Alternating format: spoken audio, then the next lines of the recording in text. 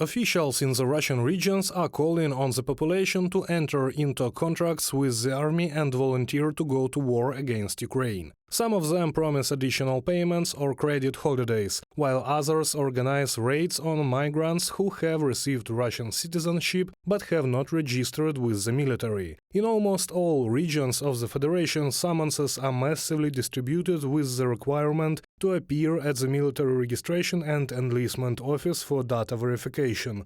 Those who come are urged to sign a contract.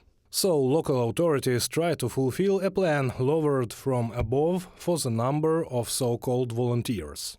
This is a loss recovery. I urge Russian citizens to simply think about why every time there is a new mobilization in the Russian Federation, with no official losses. We have no losses and that's it. But still we need new people, new waves of mobilization. That is, ask yourself the question, why mobilization if there are no losses? The answer is obvious. Consequently, the losses are very high. There are not enough people, a huge number of dead and wounded, missing, prisoners, and that's why they need new meat.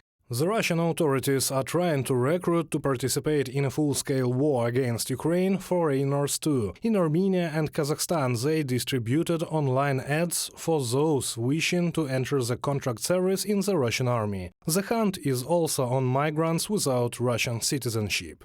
As of late June 2023, Russia has been appealing to citizens of neighboring countries with recruitment adverts for individuals to fight in Ukraine. Since at least May 2023, Russia has approached Central Asian migrants to fight in Ukraine with promises of fast-track citizenship and salaries of up to $4,160. There are at least 6 million migrants from Central Asia in Russia, which the Kremlin likely sees as potential recruits. From a message from the UK Ministry of Defense on Twitter.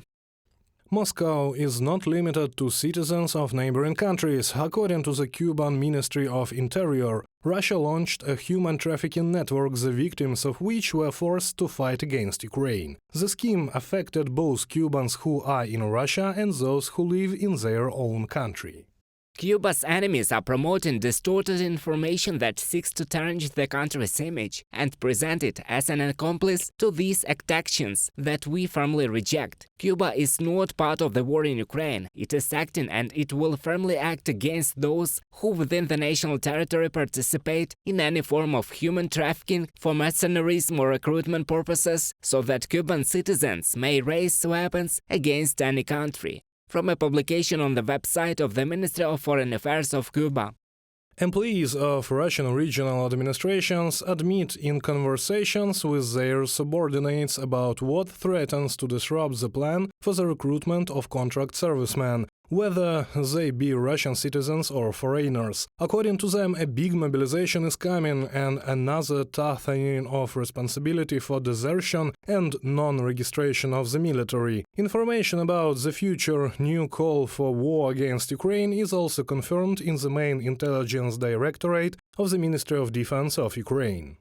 Given the opportunities and desire that the Putin regime is now creating, of course they will not stand up to the price and tens, hundreds of thousands of lives of Russians. They will try to continue the agony of the Putin regime and in the end continue the aggression against Ukraine. The fact that not only disappointment awaits them on this path, I think that what happened in Ingushetia and Dagestan in the autumn last year will seem as a good time. Manpower is the only virtually unlimited resource available to Moscow. However, the level of training of personnel, its provision and the price which the regime will have to pay for crimes against Ukraine and its own people are open questions. Reported by Serhiy Kulas, Valerian Kapelova, UATV News.